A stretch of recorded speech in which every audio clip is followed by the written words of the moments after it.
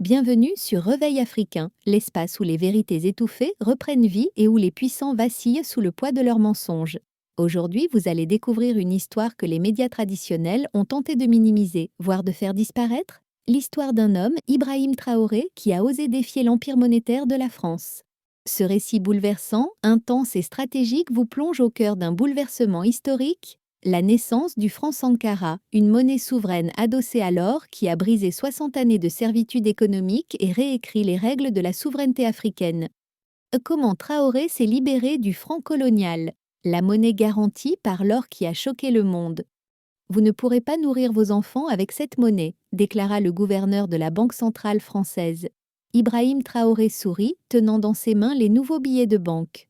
Au contraire, avec cet argent, nos enfants verront enfin la véritable valeur de leur propre richesse. Le jour où le franc Sankara, adossé à l'or, est entré en circulation n'a pas seulement marqué un changement monétaire. Il a marqué la fin de 60 années de colonialisme économique. La salle de conférence du palais présidentiel du Burkina Faso était exceptionnellement bondée ce matin-là. Ibrahim Traoré avait convoqué ses conseillers économiques, ses ministres et les responsables de la Banque centrale pour ce qu'il avait simplement décrit comme une question de souveraineté nationale. L'atmosphère était tendue, chargée d'anticipation. À exactement 9 heures, Traoré entra, portant une simple chemise et un dossier orné de l'emblème national. Plutôt que de s'asseoir à sa place habituelle en tête de table, il resta debout, le visage grave. Depuis 64 ans, depuis notre soi-disant indépendance, le Burkina Faso n'a jamais vraiment contrôlé sa propre monnaie, commença-t-il. Le franc CFA, conçu par la France en 1945 pour ses colonies, demeure encore aujourd'hui notre devise. Une devise que nous ne pouvons pas imprimer nous-mêmes, dont la politique monétaire est décidée à Paris et non à Ouagadougou.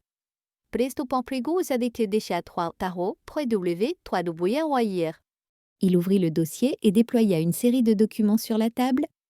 Nous sommes tenus de garder 50% de nos réserves de change au Trésor français. Nous devons maintenir un taux de change fixe avec l'euro. Notre banque centrale a très peu de liberté pour fixer ses taux d'intérêt ou gérer l'inflation. Sa voix restait posée, mais portée par une conviction inébranlable. Ce n'est pas un arrangement entre nations indépendantes. C'est du colonialisme économique sous un autre nom. Le ministre des Finances, Kaboré, un économiste respecté formé à la Sorbonne, leva timidement la main. Monsieur le Président, même si je ne remets pas en cause votre diagnostic, le système du CFA offre aussi une stabilité, des taux de change prévisibles pour le commerce et une faible inflation. Changer ce système comporte d'énormes risques. Traoré acquiesça. En effet, c'est le marché qu'on nous propose, abandonner notre souveraineté économique en échange de la stabilité. Mais je vous pose cette question, cette stabilité a-t-elle apporté la prospérité à notre peuple? Ces 6 décennies d'arrangement ont-elles sorti le Burkina Faso de la pauvreté? Le silence qui suivit fut en lui-même une réponse. Malgré des réserves d'or importantes et d'autres ressources naturelles, le Burkina Faso restait l'un des pays les plus pauvres du monde. Aujourd'hui, poursuivit Traoré, je propose ce que certains appelleront radical, mais que je considère comme longtemps retardé. Le Burkina Faso introduira sa propre monnaie souveraine, le franc Sankara, nommé en hommage à notre leader révolutionnaire qui osa, le premier, rêver d'une indépendance véritable. La pièce fut parcourue de murmures. Le gouverneur de la Banque centrale, Ouédraogo, sembla particulièrement inquiet. Monsieur le Président, créer une nouvelle monnaie exige une immense préparation, des réserves suffisantes, une reconnaissance internationale, des institutions solides. C'est vrai, coupa Traoré.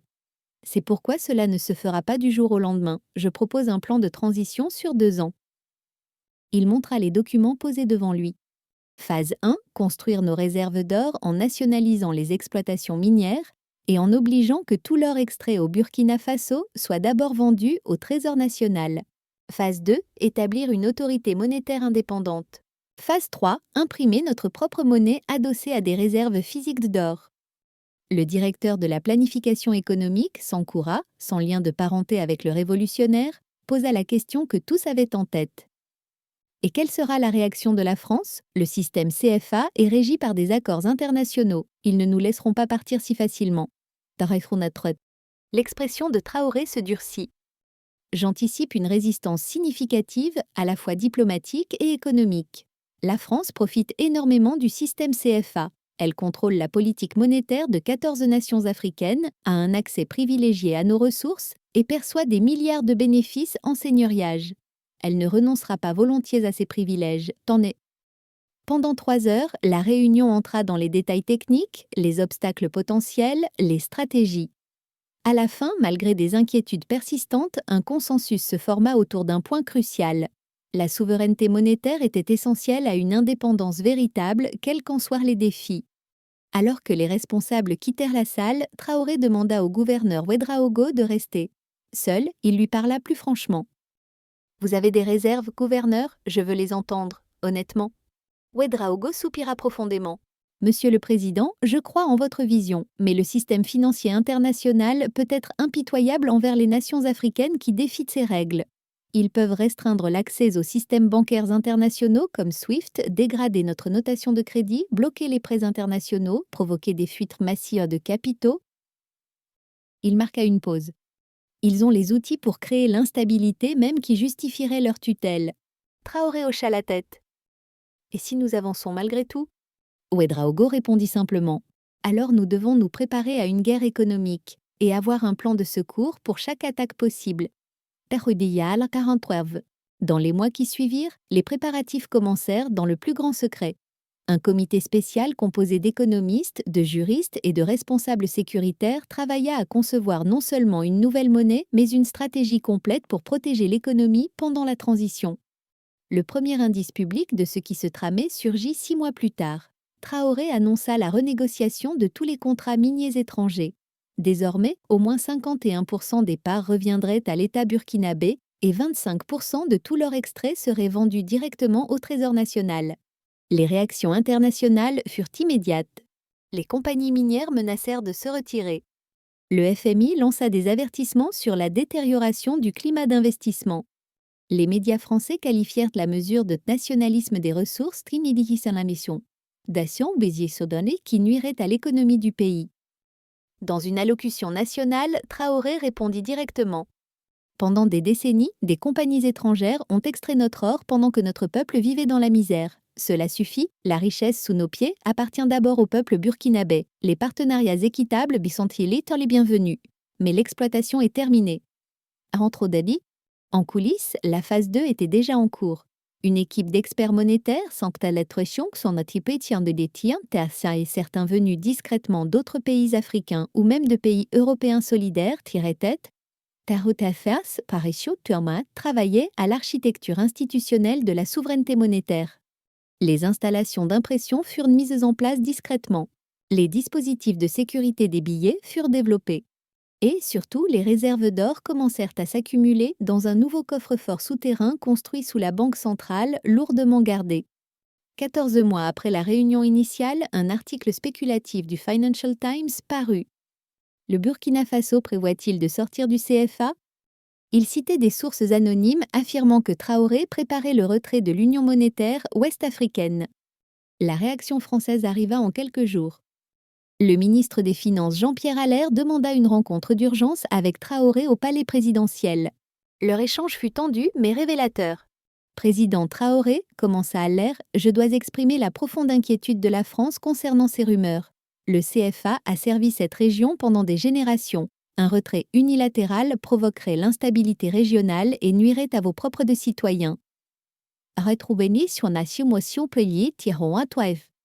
Traoré écouta poliment, puis répondit. « Monsieur le ministre, la France permettrait-elle qu'un autre pays détienne 50% de ses réserves, imprime son argent et dicte sa politique monétaire ?»« Ce n'est pas une comparaison équitable » rétorqua Allaire. « C'est précisément une comparaison équitable » coupa Traoré. « Que vous appelez stabilité, nous le vivons comme une forme de contrôle. Le Burkina Faso respecte ses engagements internationaux, mais notre souveraineté monétaire n'est pas négociable. » Allaire tenta une nouvelle approche. Peut-être y a-t-il une place pour des réformes dans le cadre actuel, une réduction des réserves obligatoires, une meilleure représentation africaine dans les décisions. Trop peu, trop tard, répondit Traoré. Pendant des décennies, nous avons réclamé ces réformes. On nous a ignorés ou jeté quelques miettes. Le temps des demi-mesures est révolu. Arrête. En quittant la réunion sans accord, Haller lança une dernière phrase entre avertissement et menace.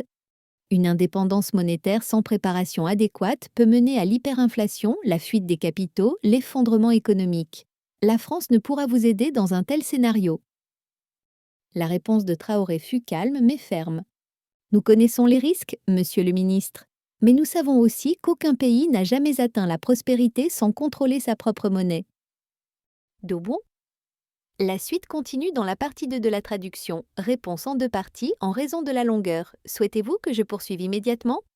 Et voilà, chers abonnés de Réveil africain, vous venez d'assister à une leçon magistrale de courage politique, d'audace économique et de dignité historique. Contre tous les pronostics, contre les pressions internationales, contre les prophéties de ruine, le Burkina Faso a relevé la tête, a pris son destin en main et a prouvé que la souveraineté n'est pas un luxe, mais un droit. Ibrahim Traoré ne s'est pas contenté de critiquer. Il a agi, il a bâti, il a libéré. Si cette histoire vous a touché, si vous croyez en un avenir où l'Afrique ne se vend plus mais s'élève, alors likez cette vidéo, abonnez-vous et surtout partagez-la autour de vous.